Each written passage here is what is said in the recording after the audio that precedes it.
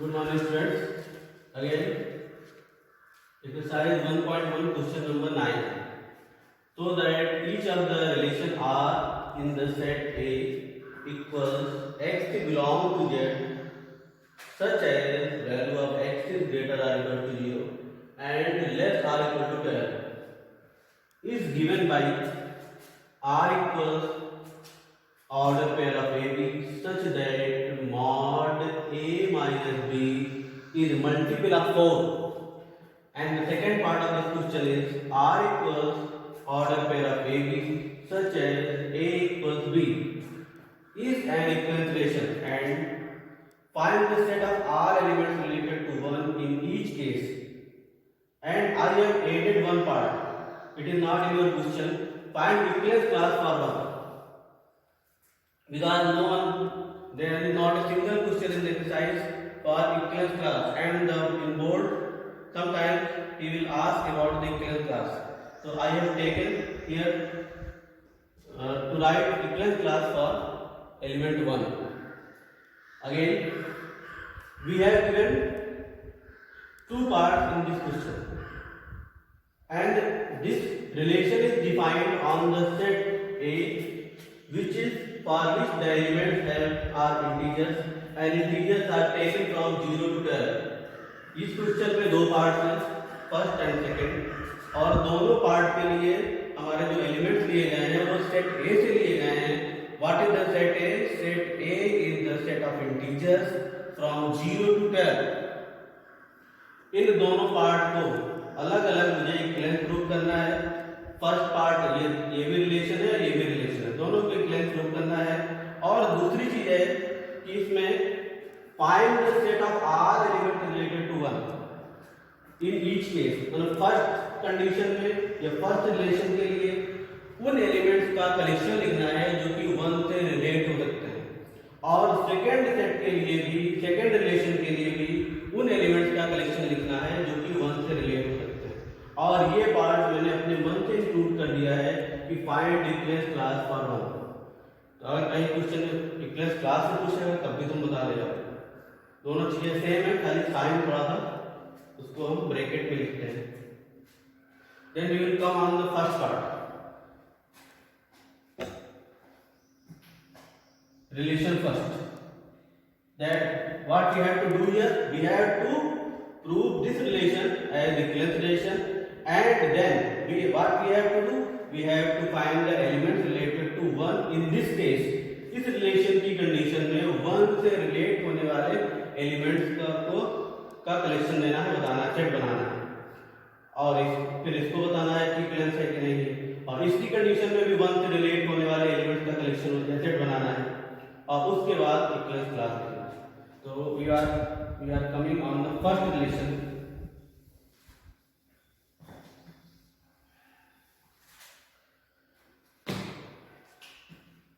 First we check reflexive.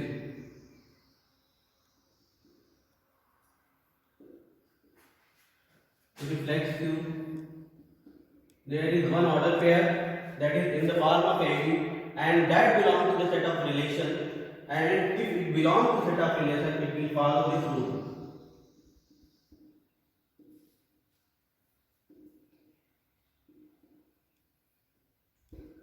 As I told you earlier, and there we have done so many questions, if any relation is reflexive relation, then the same, in that condition what we have to do here, we have to check whether this relation is followed by each and every element by itself. क्या हर element खुद के साथ ऐसा relation बना पाएगा? तो अगर हम लेते हैं a को a के साथ, तो हम देखेंगे कि a minus a that will be 0, and 0 can be written as 0 into 4. So we can see that if a is going to relate with a, the resultant will be 0, and 0 is the multiple of 4. So this order pair will lie or relation set, because it is following the rule, it is a multiple of 4. That is, it is multiple of 4.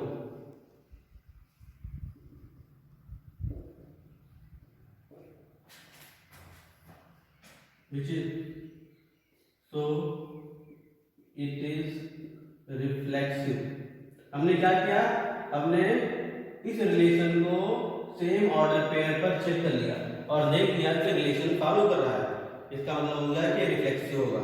और चाहो तो example, कोई भी example हम set of integer के form में लिखना है 0 से लेकर 12 तक, तो मान लेते हैं हम कोई ले लें 1 1 ले लें, दोनों इंटीजर हैं सेम 1 का 1 के साथ 1 से 12 तक के नंबर हमारे पास x के फॉर्म में या a के फॉर्म में होंगे, तो मुझे देखना है क्या ये सही है।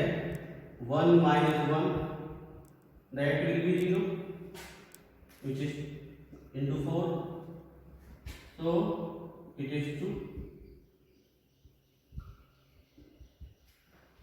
मैंने इसको एग्जाम्पल से वेरीफाई कर दिया, symmetrical.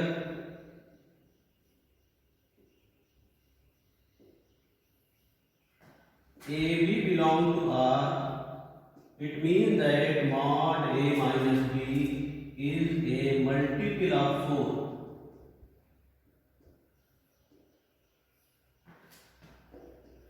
BA if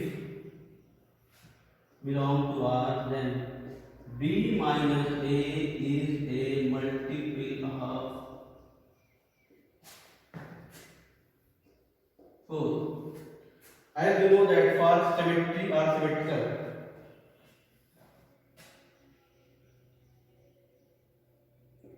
for symmetry A and B, these two order pair and the relation is defined between A and B, और रिलेशन कैसा है, mod A minus B is multiple of 4। अगर हम इसके order pair interchange कर दें, अगर ये पहली वाली कंडीशन हमारी सही है तो दूसरी वाली भी सही होगी, और चूंकि मॉड में है इसलिए वैल्यू भी सेम आएगी। अगर मान लेते हैं इसका ये वैल्यू नेगेटिव है तब भी मॉड जब है इसलिए रिजल्टेंट वैल्यू पॉजिटिव होगी, और पॉजिटिव है तो कोई बात नहीं, यहाँ पे नेगेटिव आएगी तब भी पॉजिटिव बन जाएगी। तो अगर हम ऑर्डर पेयर ये पहली वाली कंडीशन अगर हम सही है तो दूसरी वाली obvious that it will be true.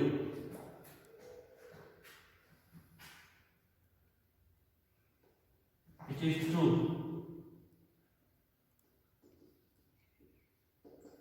so it is symmetrical। इसमें थोड़ा सा लिखने में भी ध्यान रखेंगे कि जो हम लैंग्वेज लिखे हैं वो थोड़ा सा अच्छी, मतलब देखने में वो लॉजिकल और एग्जाम्पल देकर अच्छी तरह से लिखें, ताकि एग्जामिनर को मार्क्स कट करने का, रिड्यूस करने का चांस ना मिले। अब इसी को एग्जाम्पल से भी दिखा सकते हैं। कोई ऐसा ऑर्डर पेयर है जिसको जो इस रिलेशन को फॉलो करता हो।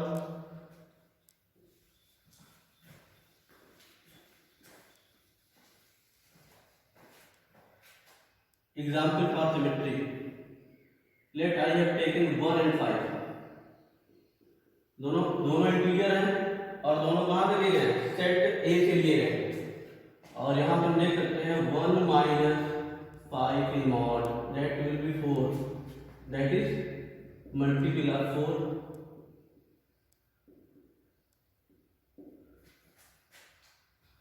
अगर 5 मान ले तो it is also multiple of 4, so it is true। हमने एग्जाम्पल दिखा दिया कि अगर ये ऑर्डर पेयर है और ये 4 का मल्टीपल है तो अगर इनको इंटरचेंज कर देंगे तब भी 4 का मल्टीपल ही प्रोड्यूस होगा।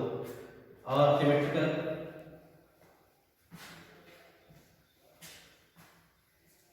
सिमेट्रिकल तो हो गया transitive, transitive.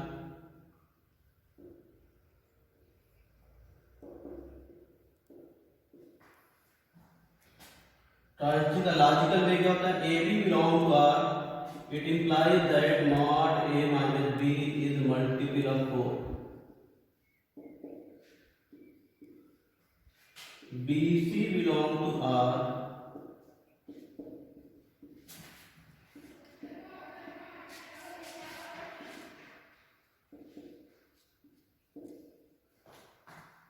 and these are the two, these two conditions are true, it means these two order pair are lying already in our relationship।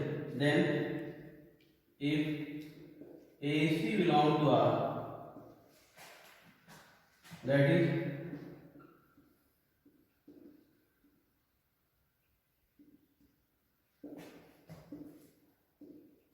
is a multiple of 4. We have to check it.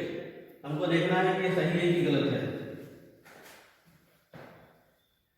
By example, take two order pairs, 1 and 5 suppose. That is mod 1 minus 5. It will be 4, 5 and 9.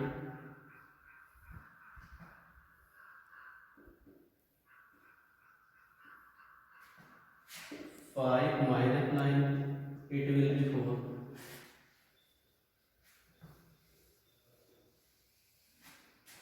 Then if 1 to 9,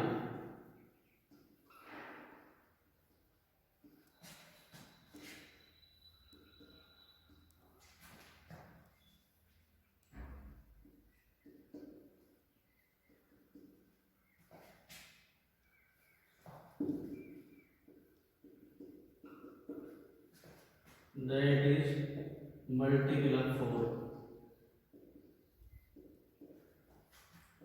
So it is transitive and therefore is true. So A, B, B, C. A, B के बीच order पे already exist कर रहा है. ये दोनों ऐसे element मैंने लिए हैं जिनके बीच रिलेशन बन रहा था. B, C भी ऐसा ही एलिमेंट है. 5 और 9 जिनका मॉड में सब्ट्रैक्शन 4 होगा. अगर हम A और C ले, इट मींस 1 और 9 में, तो वैल्यू क्या आएगी? 8 आएगी. और 8 को 4 into 2 लिख सकते हैं. That will be also multiple of 4. तो हम देख सकते हैं कि A B ऑर्डर पेयर था, B C ऑर्डर पेयर था, then A C is also order pair of the same relation set. So it is equivalence relation. Therefore it is equivalence. Why?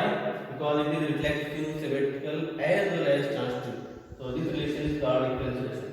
And the second part of this question is how many elements are going to connect with element 1. अब जरा set question पे देखें. Question में क्या लिखा हुआ है कि हमने जो सेट लिखा है set A equals in curly bracket x belong to Z such that value of x is greater or equal to 0 to 12. तो हमको ये देखना है कि ये तो हमारा सेट हो गया. इससे मुझे एलिमेंट्स लेने. अब 1 से कनेक्ट होने वाले कितने एलिमेंट होंगे? मतलब अगर हम x की जगह 1 रखते हैं तो y की जगह कौन कौन से एलिमेंट रखकर इस रिलेशन को हम फॉलो करा सकते हैं. रिलेशन कौन था? That is multiple of 4. 4 का मल्टीपल बनाना.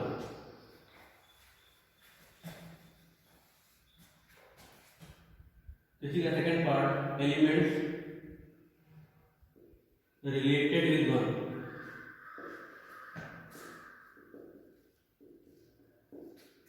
तो 1 से रिलेटेड एलिमेंट. अब देखो जैसे x यहाँ 1 बन गया तो 4 का मल्टीपल बनाने के लिए दूसरा मुझे क्या लेना पड़ेगा? 5 लेना पड़ेगा. ऑर्डर पेयर बन गया 1 5 का. फिर हम क्या ले सकते हैं? 1 ले रहे हैं तो दूसरा हम 9 ले सकते हैं. तभी 4 का मल्टीपल बन जाएगा. और एक और हम ले सकते हैं 1 के साथ हम 1 भी ले सकते हैं. 1 के साथ जब 1 लेंगे तो क्या बनेगा? 0 बनेगा. तो 0 is also multiple of 4. 1 and 5. अब 1 से कनेक्ट होने वाले कौन कौन से एलिमेंट हो गए? एक ये 1 से 1 कनेक्ट हो जा रहा है, 1 से 5 कनेक्ट हो जा रहा है. इस रूल को फॉलो करते हैं. कौन सा रूल? मल्टीपल ऑफ 4 का रूल.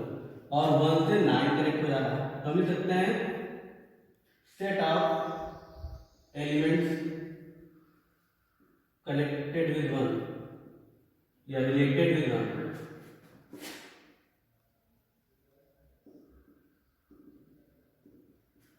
सेट के फॉर्मूले दिया 1 5 and 9. अब अगर इसी क्वेश्चन को मुझे इक्विवेलेंस फॉर्म में लिखना होता, क्या लिखना होता कि find the equivalence class of 1. इसको हम ऐसे लिखते हैं 1 and it is 1 5 and 9. What is this? It is equivalence class of 1.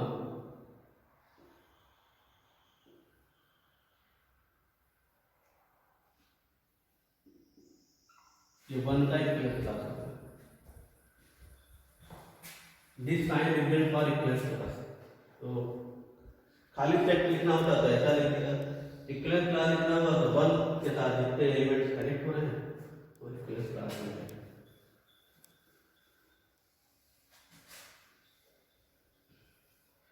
In the same way, we will do the second part of this question. वो भी इसी तरह से करना है। And one thing more, question number 10. Question number 10. What we have to do here in question number 10? Give an example of relation which is, मुझे ऐसे relations के एग्जाम्पल देने हैं जिसमें कि जैसे पहला पार्ट है symmetric but neither reflexive not transitive. कोई ऐसा रिलेशन लिख के बताना है जो कि सिमेट्रिकल हो, ना तो रिफ्लेक्सिव हो, ना तो ट्रांसिटिव। ऐसे ही इसमें 5 पार्ट दिए हैं, तो I will do some parts and you remaining parts you will do by yourself. And what, look here, you have to, as you know that there will be 20 marks for your internal assessment, और internal assessment में आपका record भी count होता है। तो record में क्या होगा, ये कॉपी होगी आपके पास। कापियां 2 तरह की कापियां बनेंगी, एक कापी होगी कि जो नोट्स हम प्रोवाइड कर रहे हैं उसकी कापी, और दूसरी कापी जो होगी कि जो हम अलग से क्वेश्चन देंगे 1 मार्क्स 2 मार्क्स 4 मार्क्स, जो भी उस चैप्टर से जिस तरह क्वेश्चन फॉर्म होते रहेंगे उसकी कापी। और ये दोनों कापियां आपको जब आपका वाइवा होगा तो वो उस समय मांगी जाएंगी, और उसके पहले भी हम लोग चेक करते रहेंगे उन कापियों को। तो ये दोनों कापियां बड़ी इंपॉर्टेंट है और आपको बनानी है दोनों कापियां। पहली कापी कौन सी, जो कि नोट्स बनते जा रहे हैं एनसीईआरटी बेस्ड, और इसमें कुछ होम असाइनमेंट्स वगैरह भी होंगे तो उसको भी कंप्लीट करोगे। एक अलग से कापी होगी जिसमें कि खाली हम ऐसे क्वेश्चन देंगे जो कि 1 मार्क्स 4 मार्क्स उसमें बता के देंगे, और उसको हम अलग से बना लेंगे। तो ये 2 तरह की कापियां होंगी, और इनको हम बोर्ड एग्जाम तक हमको सुरक्षित रखना है ताकि हम वाइवा के समय उसे हम दे पाए। Question number 10, what we have to do here, we have to give the relation, we have to give example of relations।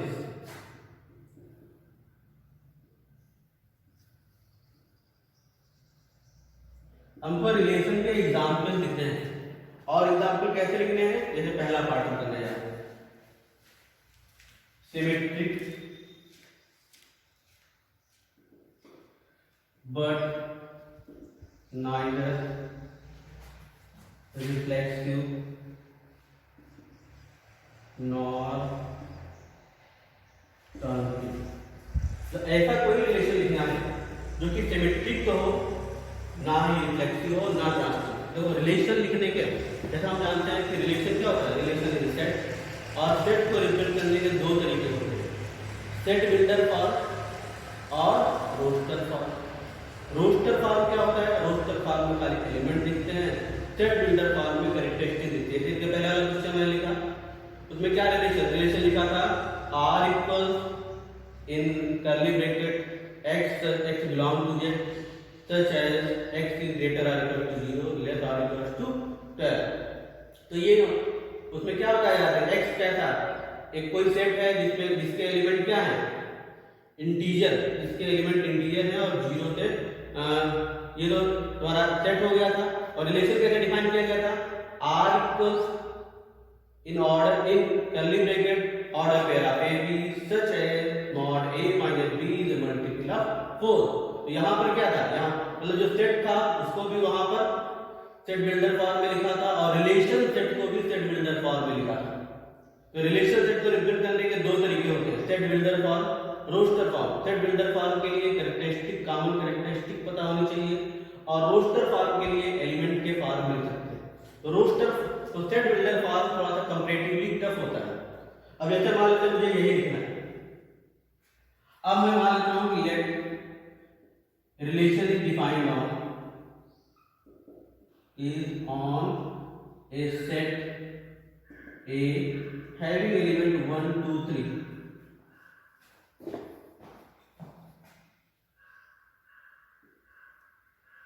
अब इस पर मुझे ऐसा रिलेशन बनाना है। अब सिमेट्रिकल होने के लिए, रिफ्लेक्सिव होने के लिए क्या होना चाहिए, इसमें जो हमारे पास ऑर्डर पे अलाइन ये रोस्टर फॉर्म बताने हैं, ऑर्डर पेयर में क्या होना चाहिए, 1 1 होना चाहिए, 2 2 होना चाहिए, 3 3 होना चाहिए। तो अगर 1 1 2 2 3 3 ना लिखें तो ये रिफ्लेक्सिव नहीं रह जाए। अब सिमेट्रिकल होने के लिए मान लेते हैं एक ऑर्डर पेयर में ऐसा लिखते हैं 1 2, सिमेट्री बनाने के लिए क्या होना चाहिए, 2 1 होना चाहिए। अब ये इसी पे क्लोज कर दो अगर तो 1 2 है 2 1 है तो सिमेट्रिकल हो गया। तो रिफ्लेक्सिव के लिए जिस सेट पे रिलेशन डिफाइन किया गया उसे देखते हैं और उसके सारे एलिमेंट्स का खुद के साथ ऑर्डर पेयर होना चाहिए। तो इस रिलेशनशिप में 1 1 दिखता हो, 2 2 दिखता हो और 3 3 दिखता हो तो ये रिफ्लेक्सिव माना जाएगा, नहीं तो नहीं माना जाएगा। तो हम ऐसे एलिमेंट्स इसमें गायब कर रहे हैं क्योंकि रिफ्लेक्सिव मुझे नहीं दिखाना है। ट्रांसटिव के लिए ए भी हो, बी सी हो, ए सी भी होना चाहिए। ए सी मीन 1 और 1 भी यहाँ पे डाल दे तो ट्रांसटिव बन जाएगा। तो मैंने हटा दिया उसको। अब वो यहाँ पे 1 अब सिमेट्रिकल और ट्रांसटिव के लिए हम रिलेशन सेट देखते हैं और रिफ्लेक्सिव के लिए उस सेट को देखते हैं जहां से रिलेशन निकाला गया है, जैसे यहां से रिलेशन बनाया गया। तो अब देखो मुझे यहां पर देखना है, सिमेट्रिकल है, ए बी था, बी ए था, ए बी है, बी ए है, ये सिमेट्रिकल। मुझे खाली इतने पार्ट से मतलब है, ए बी और ए बी है, बी ए सिमेट्रिकल डिक्लेयर कर दिया। अब ए बी है, बी सी है, अब उसके टर्म में क्या बोलेंगे, ट्रांसटिव टर्म। ए बी हो गया, बी सी हो गया, ए सी चाहिए, यहाँ पे ए सी चाहिए। अब यहाँ पे बोल सकते हो कि ये ए और सी की वैल्यू सेम हो सकती है। तो ए सी चाहिए मुझे, ए सी चाहिए मतलब कि 1 और 1 चाहिए, तो 1 और 1 मैंने यहाँ से गायब कर दिया। अब ये जो ऑर्डर पेयर बना हमारा, ये रिलेशन जो हो गया ये कैसा हो गया, ये रिफ्लेक्सिव सिमेट्रिकल है, रिफ्लेक्सिव नहीं है और ट्रांसटिव नहीं। जैसे सेकंड इसका पार्ट कह रहा है कि transitive but neither reflective nor symmetrical,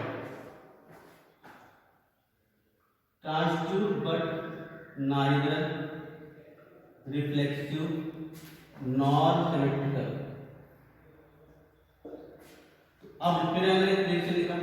अब मुझे यहाँ पे ना तो रिफ्लेक्टिव दिखाना है ना तो सिमेट्रिकल दिखाना है, लेकिन ट्रांसटिव दिखा देना है। अब मान लेते हैं मैंने एक ऑर्डर पेयर बना दिया 1 2 सपोज, दूसरा ऑर्डर पेयर बना दिया 2 3, और एक ऑर्डर पेयर बना दिया 1 3, इसे क्लोज कर दिया। अब रिफ्लेक्सिव होने के लिए क्या इस सेट पे लिखा है, इसी सेट ए पर रिफ्लेक्सिव होने के लिए 1 1 2 2 3 3 रिलेशन सेट में मुझे लिखने चाहिए, नहीं लिख रहे हैं रिफ्लेक्सिव नहीं रहेगा। सिमेट्रिकल के लिए 1 2 था, 2 1 दिखना चाहिए था, 2 3 था, 3 2 दिखना चाहिए था, 1 3 था तो 3 1 दिखना चाहिए था, नहीं दिख रहा, सिमेट्रिकल भी नहीं रहेगा। अब बात आती है ट्रांसटिव की, ए बी है, बी सी है और ए सी भी है, ये ट्रांसटिव होगा। इस तरह से हम इसके ऑर्डर पेयर बनाकर हम इसके रिलेशन को बता सकते हैं। एक पार्ट और इसका,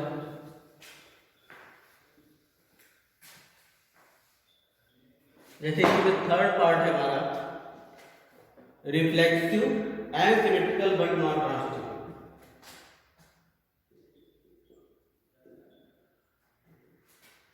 reflexive and symmetrical but not transitive. अब फिर हमने इसी में लिख दिया ऑन सेट ए